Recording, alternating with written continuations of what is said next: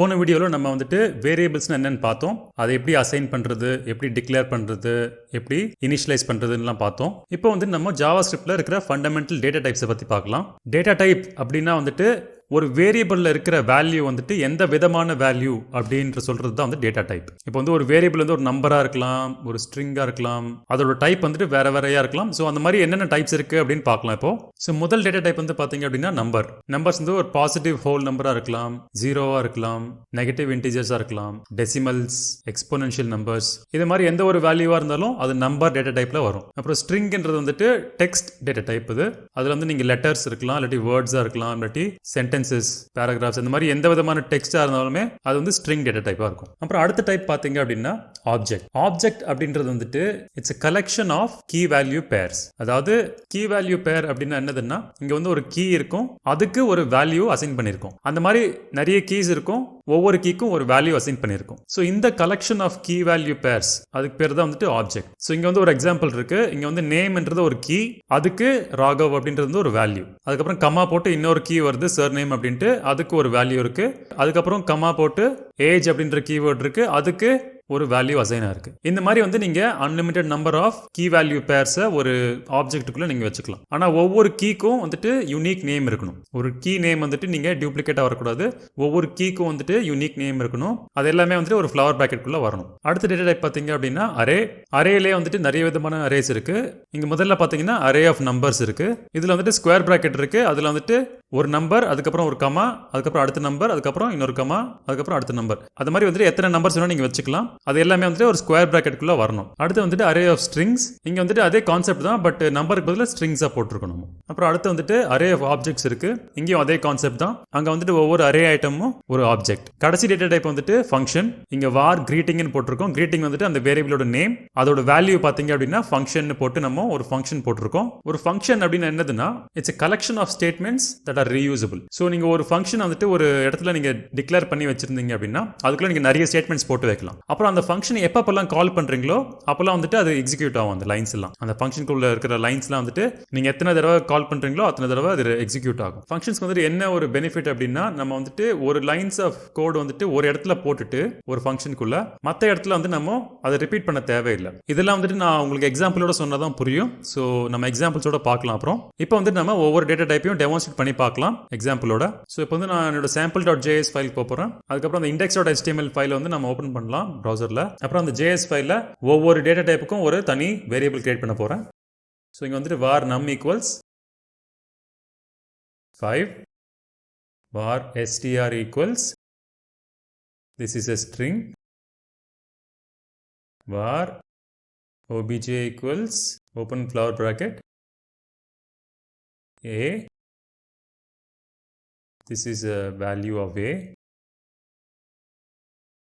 அப்புறம் b, this is the value of b, அப்புறம் c, this is the value of c. இந்த மாதிரி வந்து நீங்க எத்தனை கீ வேல்யூ பேர்ஸ் வேணுமோ அத்தனை கீ வேல்யூ பேர்ஸ் வச்சுக்கலாம் ஒரு ஆப்ஜெக்ட்டுக்குள்ள. ஸோ இங்க வந்து பாத்தீங்கன்னா இது வந்து கீ, இதுக்கு வந்து இது வேல்யூ, இது கீ, இது வேல்யூ. ஸோ இந்த ரெண்டு கீ வேல்யூ பேர்ஸ் நடுவில் ஒரு கமா இருக்கும். ஸோ இது வந்து நீங்க கிளியரா புரிஞ்சுக்கணும்னா இந்த மாதிரி எழுதலாம்.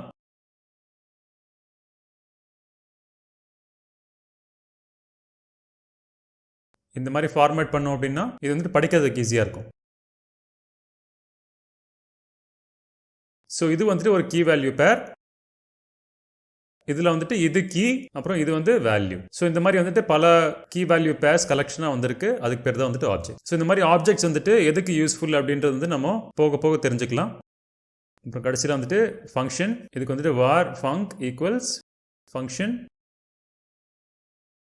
ஓப்பன் parenthesis, அதுக்கப்புறம் ஃப்ளவர் பிராக்கெட் ஓப்பன் பண்ணிட்டு அதுக்குள்ள சில ஜாவாஸ்கிரிப்ட் ஸ்டேட்மெண்ட்ஸ் நம்ம எழுதலாம். ஸோ இங்கே வந்துட்டு நான் document dot write the value of num is num, அப்புறம் document dot write br. So இந்த லைன்ஸை நான் காப்பி பண்ணிட்டு இங்கே பேஸ்ட் பண்ணிக்க போகிறேன் ஒவ்வொரு வேரியபிளுக்கும். அப்புறம் இங்கே வந்து value of str is str, value of obj is obj, so அதோட விட்டுக்கலாம். ஸோ அது சேவ் பண்ணிவிட்டு இப்போ வந்து ரிஃப்ரெஷ் பண்ணி பார்த்தோம் அப்படின்னா எதுவும் வரல. நம்ம வந்துட்டு இந்த ஸ்டேட்மெண்ட்ஸ்லாம் இங்கே வரணும்னு எக்ஸ்பெக்ட் பண்ணுறோம், ஆனால் வரல. ஸோ எதனால் வரல அது? ஸோ இங்கே பார்த்தீங்கன்னா நம்ம வந்துட்டு அந்த ஃபங்க்ஷனை டிக்ளேர் பண்ணுறோம். அந்த டிக்ளேர் பண்ண ஃபங்க்ஷனை இங்கே இனிஷியலைஸ் பண்ணியிருக்கோம் இந்த வேல்யூ வச்சு நம்ம. ஆனால் அந்த ஃபங்க்ஷன் வந்து நம்ம கால் பண்ணாதான் வந்துட்டு அதுக்கு உள்ளே இருக்கிற ஸ்டேட்மெண்ட்ஸ்லாம் வந்துட்டு எக்ஸிக்யூட் ஆகும். ஸோ நம்ம வந்து கால் பண்ணவே இல்லை. இப்போ நம்ம கால் பண்ணலாம். ஸோ இப்போ சேவ் பண்ணோம் அப்படின்னா நமக்கு வந்துட்டு அந்த அவுட்புட் வருது. இதுக்கு பேர் தான் வந்துட்டு ஃபங்க்ஷன் காலிங். ஸோ ஒரு ஃபங்க்ஷனை எப்போ கால் பண்ணுறோமோ அப்போ தான் வந்துட்டு அதுக்குள்ளே இருக்கிற ஸ்டேட்மெண்ட்ஸ்லாம் வந்துட்டு எக்ஸிக்யூட் ஆகும். இங்கே நம்ம எத்தனை வாட்டி கால் பண்ணுறோமோ அத்தனை வாட்டி அந்த ஸ்டேட்மெண்ட்ஸ் எக்ஸிக்யூட் ஆகும். ஸோ இங்கே வந்து நம்ம போட்டிருக்க ஸ்டேட்மெண்ட் ஒவ்வொன்றும் வருது. ஃபர்ஸ்ட் வந்து the value of num is 5. அடுத்து வந்துட்டு the value of str is this is a string, அதுவும் காட்டுது. ஆனால் இங்கே பார்த்தீங்க அப்படின்னா the value of obj is obj-ன்னு போட்டிருக்கோம், அது வந்து வர மாட்டேங்குது இங்கே. சரியா? ஸோ ஒரு ஆப்ஜெக்டை வந்து நம்ம கரெக்டாக வெப் பேஜில் டிஸ்பிளே பண்ணணும் அப்படின்னா அதுக்கு ஒரு ட்ரிக் இருக்குது, அது எப்படின்னு பார்க்கலாம். ஸோ இங்கே வந்து நான் புது வேரியபிள் கிரியேட் பண்ண போகிறேன், var obj str அப்படின்ட்டு. இதில் வந்துட்டு JSON கேபிட்டல்ஸில் போட்டுட்டு டாட் stringify parenthesis ஓப்பன், அதுக்குள்ளே வந்துட்டு obj. ஸோ இந்த கமாண்ட் பேர் வந்துட்டு JSON stringify.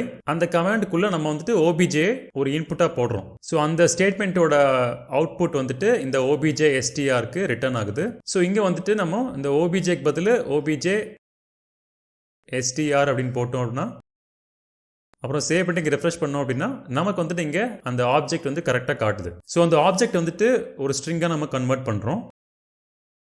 அதை வந்துட்டு இந்த வேரியபிள் நம்ம ஸ்டோர் பண்ணுறோம். அந்த வேரியபிள் வந்துட்டு இங்கே நம்ம ரெஃபர் பண்ணுறோம். அதோட வேல்யூ வந்துட்டு நமக்கு இங்கே அவுட்புட்டாக காட்டுது.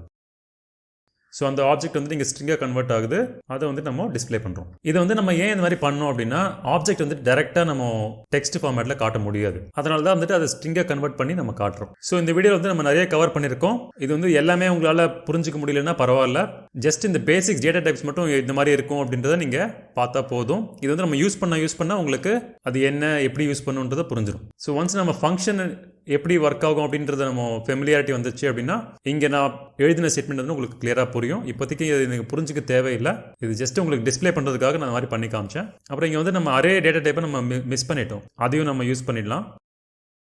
ஸோ இங்கே வந்துட்டு var array equals open square bracket 1 2 3 4 5 போட்டுட்டு இங்கே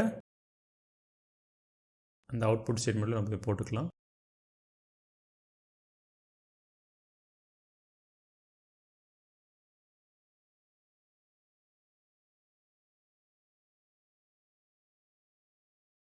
ஸோ இதை சேவ் பண்ணி ரெஃப்ரெஷ் பண்ணி பார்த்தோம் அப்படின்னா நமக்கு வந்துட்டு இந்த அரே வந்துருச்சு. ஸோ இந்த வீடியோவில் நம்ம நிறைய கவர் பண்ணியிருக்கோம். நம்ம வந்துட்டு ஜாவா ஸ்கிரிப்டில் என்னென்ன டேட்டா டைப்ஸ் இருக்குது அப்படின்னு பார்த்துருக்கோம். அப்புறம் ஒரு ஃபங்க்ஷன் வந்துட்டு டிக்ளேர் பண்ணிவிட்டு அதை கால் பண்ணணும் அப்படின்றது பார்த்தோம். அடுத்த வீடியோவில் நம்ம வந்துட்டு ஜாவா ஸ்கிரிப்டில் என்னென்ன அரித்மெட்டிக் ஆப்ரேட்டர்ஸ் இருக்குது அப்படின்னு பார்க்க போகிறோம். இந்த வீடியோ உங்களுக்கு உதவியாக இருக்கும் நம்புறேன். மறக்காமல் இந்த வீடியோ லைக் பண்ணுங்கள், ஷேர் பண்ணுங்கள், மற்றவங்களுக்கு தெரிய வைங்க. அப்படியே நம்ம சேனல் சப்ஸ்கிரைப் பண்ணுங்கள், அப்படியே பெல் ஐக்கானும் ப்ரெஸ் பண்ணுங்கள், அப்போ தான் நோட்டிஃபிகேஷன் வந்துட்டு இருக்கும். நம்ம அடுத்த வீடியோவில் பார்க்கலாம்.